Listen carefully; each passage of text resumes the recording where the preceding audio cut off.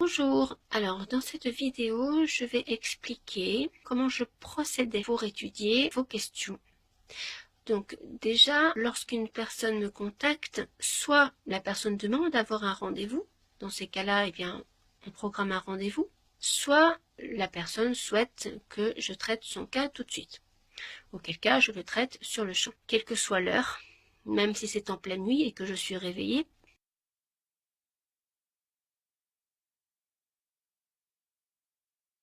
Donc je procède par téléphone, éventuellement à domicile si les personnes sont pas très loin de chez moi et si elles veulent venir, ou éventuellement via les réseaux sociaux comme Facebook.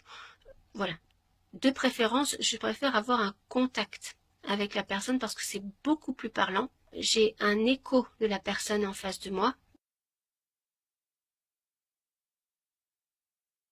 J'ai besoin de la date de naissance, de l'heure de naissance exacte que l'on peut trouver sur l'extrait d'acte de naissance ou en se renseignant auprès du service d'état civil de la mairie du lieu de naissance ou bien sur le carnet de santé.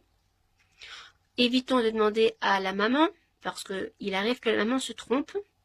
Donc ça n'est pas forcément la bonne personne à qui demander parce que j'ai déjà eu des cas où la personne s'était trompée et où il a fallu que je refasse carrément le thème. D'ailleurs, moi-même, quand j'ai monté le thème, je me suis dit c'est bizarre, ça ne colle pas par rapport à ce que la personne est en train de me dire, ça ne collait pas. Mais bon, j'ai fait le thème, je me suis dit c'est son thème.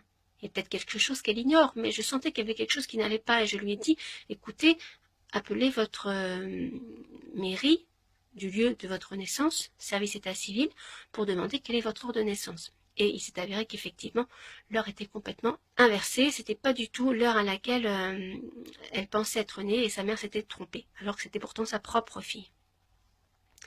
Donc c'est pour ça que l'heure exacte m'est utile pour pouvoir monter un thème avec le plus d'exactitude possible. Il me faut également le lieu de naissance, c'est-à-dire la ville.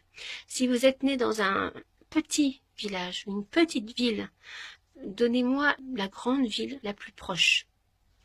Voilà. Quand je n'ai pas l'heure précise, je peux procéder sans domification. Les domifications, justement, c'est lorsque l'on a l'heure de naissance, ce qui permet de déterminer l'ascendant. Alors, je n'ai pas besoin du prénom d'une personne, je n'ai pas besoin de la photo d'une personne, je n'ai pas besoin d'autres éléments, juste date, heure, ville de naissance.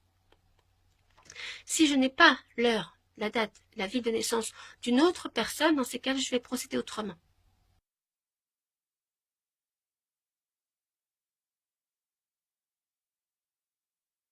Quels sont les types de questions qui me sont posées? Je dirais qu'elles sont vastes.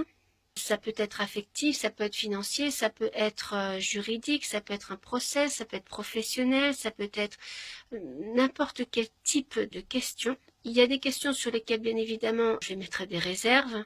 Exemple, des questions de santé, pour une simple et bonne raison, c'est que je ne suis pas médecin et que je ne peux pas me substituer à un médecin.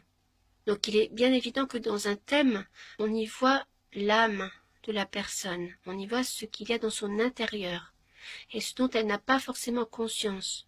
Donc on y voit également les raisons qui expliquent ces problèmes de santé et pourquoi, eh bien, il lui arrive ceci ou cela comme maladie, puisque le mal a dit, c'est simplement l'âme qui s'exprime et qui s'imprime sur le corps physique.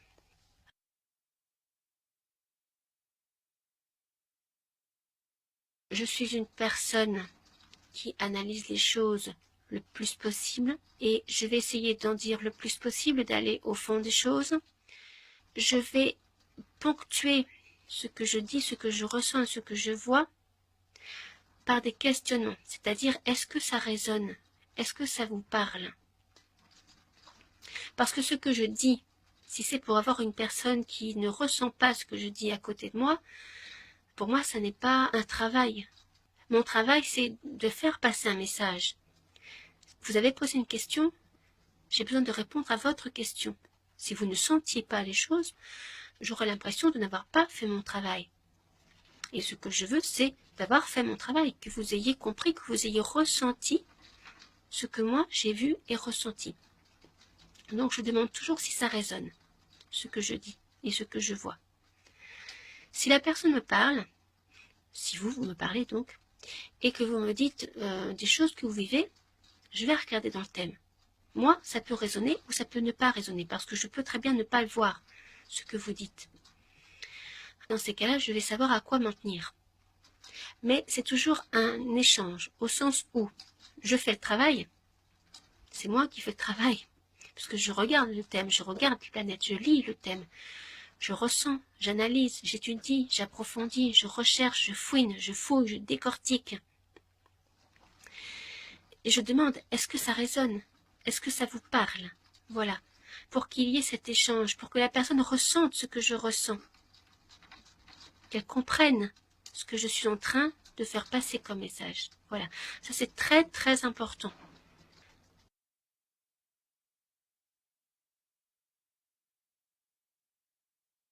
Est-ce que les personnes me parlent en général ou me disent des choses? Alors, premièrement, il arrive que je ne demande aucun indice. Pour une simple et bonne raison, c'est parce que je ne veux pas être parasitée. Il se peut parfois que une personne arrive en me disant, voilà, j'ai tel problème, que va-t-il m'arriver? Et moi, je cherche le problème en question. Ou du moins, le problème qui a telle intensité.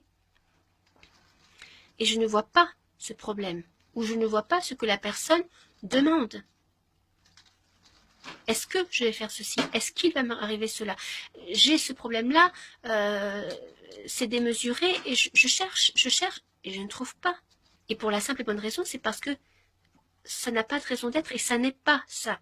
Ça n'a pas cette intensité, et il n'y a pas l'événement en question.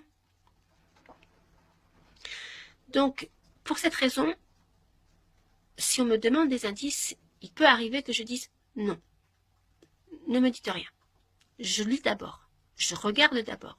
Et si j'ai besoin, je demande. Et si la réponse que l'on me donne ne résonne pas en moi, dans ces cas-là, je vais dire non, non, ce n'est pas ce que je ressens, ce n'est pas ce que je vois. Donc je vais fouiller, je vais décortiquer, je vais rechercher pour que ça résonne et pour que ce soit en accord avec ce qui résonne en la personne. C'est-à-dire, l'âme de la personne ressent les choses au fond. C'est en général quelque chose qui se sent intérieurement. Et moi, mon but, effectivement, c'est que ce que je vois, ce que je lis, ce que je décortique, ce que j'approfondis, ce que je ressens, résonne chez vous. Voilà.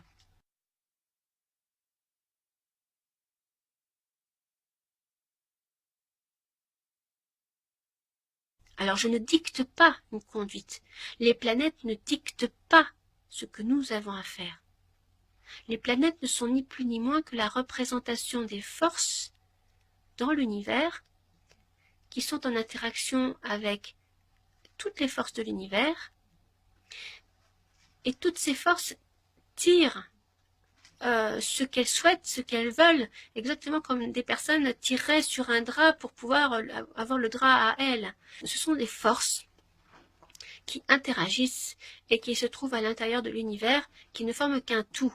Mais on a notre libre arbitre. Mais ce libre arbitre se trouve intégré dans ces forces. Chacun a le droit de dire ce qu'il veut, chacun a le droit de faire ce qu'il souhaite, mais il faut que tout ça soit mis ensemble dans une communauté qui n'est plus simplement à l'échelle humaine, qui n'est plus seulement à l'échelle du système solaire, mais qui est à l'échelle de l'univers.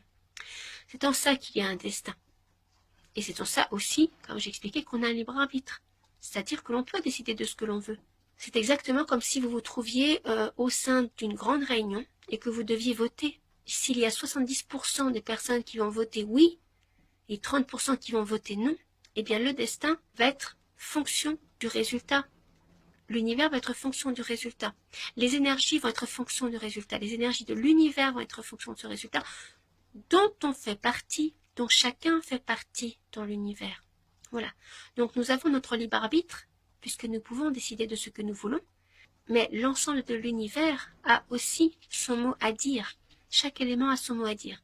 Et c'est ça qui fait les forces du destin.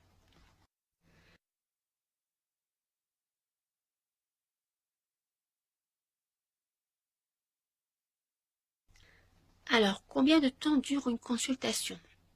En général, une consultation, j'ai noté qu'elle durait 1h30. En général, ça dure 1h30, mais plutôt un peu plus que ça. Donc, tout dépend effectivement du temps dont vous disposez. Si vous avez 1h30, on peut traiter pendant 1h30. Mais en général, j'ai besoin d'aller plus loin, d'approfondir, de sonder, de décortiquer, de rechercher.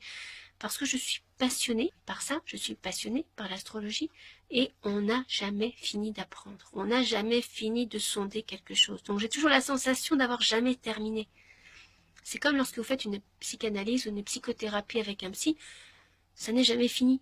Et c'est vrai que j'essaie d'en dire, eh bien, le plus possible. Alors bien évidemment, je vais répondre à la question de la personne, mais ce qu'il faut savoir, c'est que cette question précise que l'on me pose, quand je n'ai pas dit non, non, ne me donnez pas d'indice, cette question vient s'insérer dans un ensemble.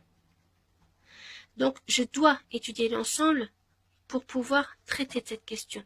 Car si je ne traite que de cette simple question, correspondant à une simple planète qui va transiter dans un signe ou dans un secteur, sans regarder la globalité du thème, je risque de passer mais complètement à côté.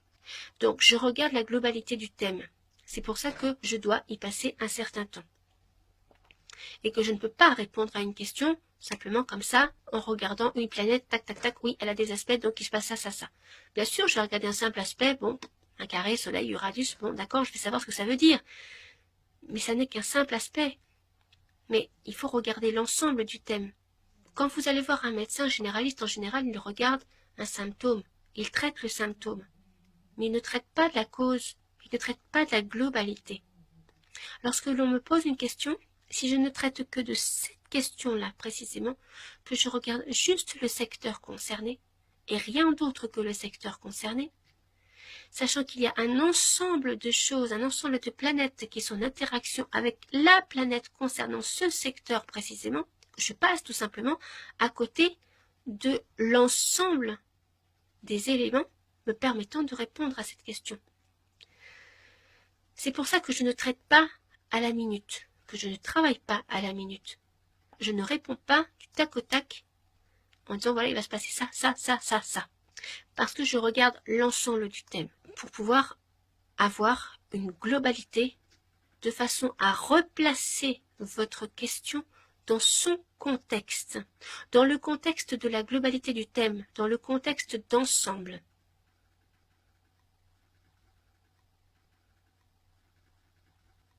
Donc, en analysant le thème en profondeur et dans sa globalité pour replacer votre question dans le contexte global du thème, dont je ne peux pas me passer pour pouvoir répondre à votre question, sinon je risquerais de ne pas donner une bonne réponse. En procédant ainsi, je vous donne des clés pour comprendre comment vous fonctionnez, pourquoi vous attirez les choses de telle façon, pourquoi vous attirez telle relation affective, qu'est-ce qu'elle vous fait vivre, comment elle se place dans votre thème, dans votre âme, dans votre vie.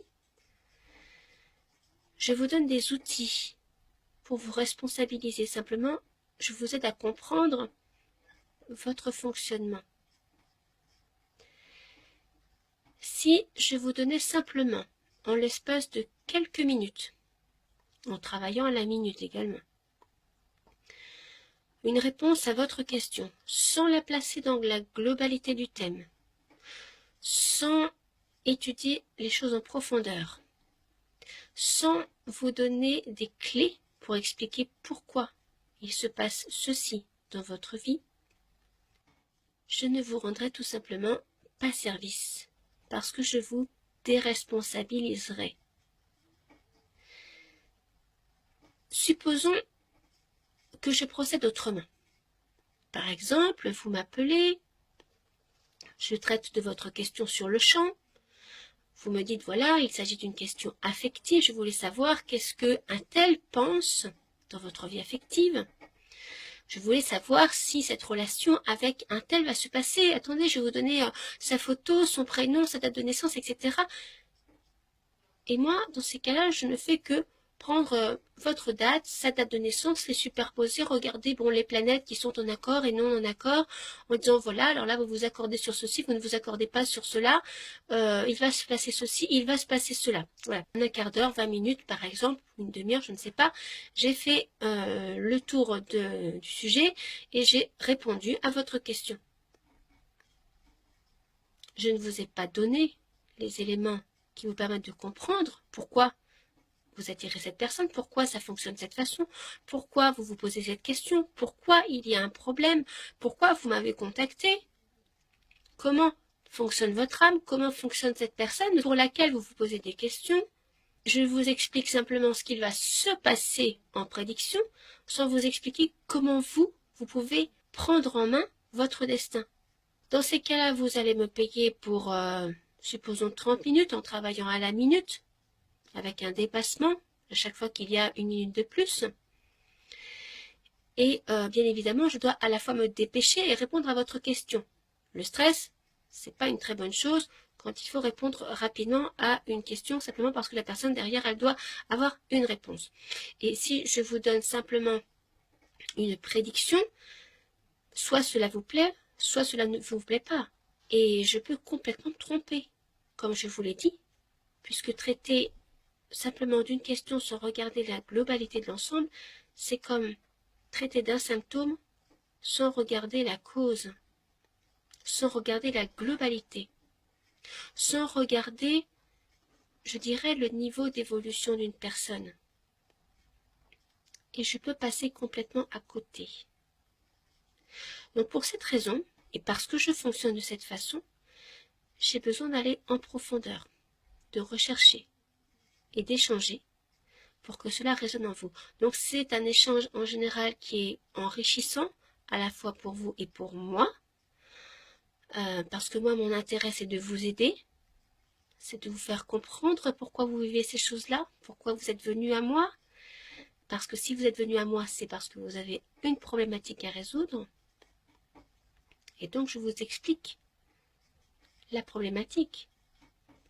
Qu'est-ce qu'elle veut dire? Dans quel sens vous devez aller?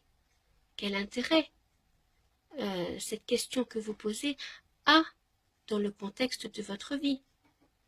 Encore une fois, je le répète, si je vous disais simplement, après un appel, dont la question serait, voilà, je voudrais vous poser la question de savoir ce qu'il va se passer avec telle personne, je vous donne son prénom, sa date de naissance, et moi c'est telle date de naissance, c'est telle ville de naissance, etc. Supposons que moi je vous dise, ok, d'accord, je superpose les thèmes, je vous dis, pas ceci, ceci, ceci, ceci, cela, voilà, je vous donne la réponse. Je n'ai pas replacé la question dans un contexte global, je n'ai pas approfondi les choses, je ne fais que prédire des choses, je ne vous ai donné aucun élément pour que vous preniez en main, je vous déresponsabilise en vous expliquant de cette façon-là, finalement, que le destin a une force sur vous, sans que vous puissiez vous prendre en main, puisque le destin attend quelque chose de vous, le destin a le dessus sur vous, et vous ne pouvez rien faire par rapport à ce destin qui est dicté par ce que moi je prédirais. Alors bien sûr que je peux faire des prédictions, bien sûr que je regarde les éphémérides, 2016, 2017, 2018, 2019, 2020, etc., etc., etc. Bien sûr que je les regarde les éphémérides, mais pas sans avoir expliqué pourquoi les choses arrivent. Pas sans vous avoir expliqué comment vous avez décidé inconsciemment d'évoluer. C'est-à-dire que le thème révèle, comme je l'ai dit, votre âme, ce qui est intérieur, ce dont vous n'avez pas forcément conscience. Je suis là pour vous expliquer justement ce qui se passe à l'intérieur de vous. Donc pour vous donner des clés. Donc quand je donne des prédictions, je vous ai aussi donné la raison, le sens de cette prédiction. C'est-à-dire le sens de ce qui est en train d'arriver ou de ce qui va arriver. Je vous donne donc des éléments pour que vous vous responsabilisiez. Voilà.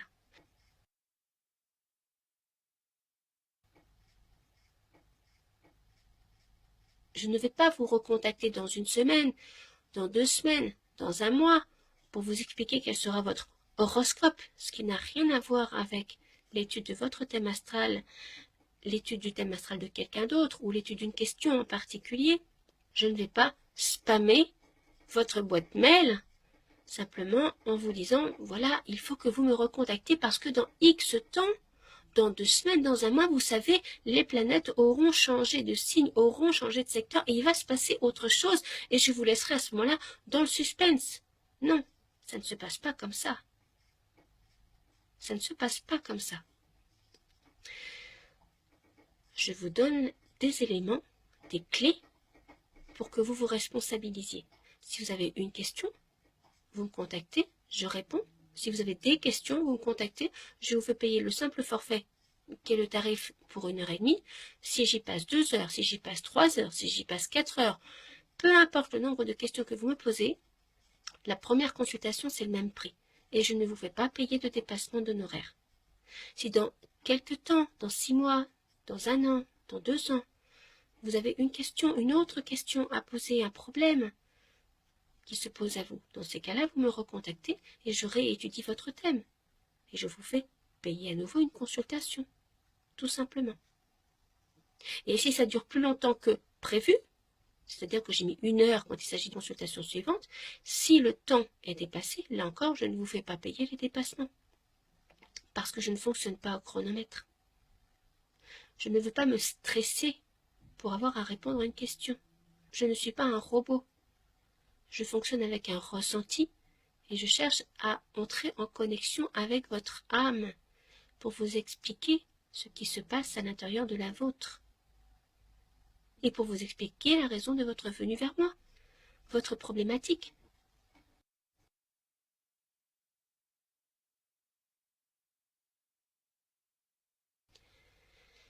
Je ne suis pas non plus fataliste, c'est-à-dire que s'il arrive dans le thème astral une opposition, un carré, je ne vais pas vous dire, oh là là mon Dieu, attendez, il va se passer ceci, vous allez être frustré, vous allez vivre des complications, il va vous arriver ceci, il va vous arriver cela. Non. Non. Chaque aspect a un sens. Exactement comme lorsque vous regardez une pendule avec une grande aiguille et une petite aiguille.